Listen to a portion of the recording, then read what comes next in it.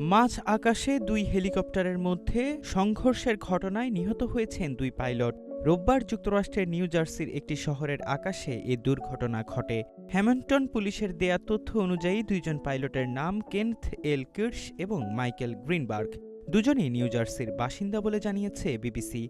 Hamilton শহরটি পেনসিলভেনিয়ার Philadelphia থেকে প্রায় ৫৬ কিলোমিটার দক্ষিণ পূর্বে আটলান্টিক সিটি এক্সপ্রেসওয়ের কাছাকাছি অবস্থিত। মার্কিন ফেডারেল এভিয়েশন অ্যাডমিনিস্ট্রেশন এক বিবৃতিতে জানিয়েছে, প্রতিটি হেলিকপ্টারে শুধু পাইলটই ছিলেন।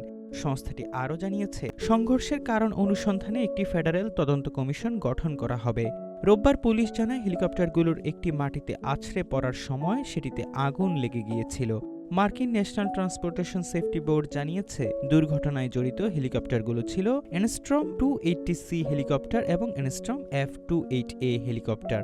চলতি বছরের জানুয়ারিতে ওয়াশিংটন ডিসিতে একটি সামরিক হেলিকপ্টারের সঙ্গে একটি যাত্রীবাহী বিমানের সংঘর্ষে ৬৭ জন নিহত হন।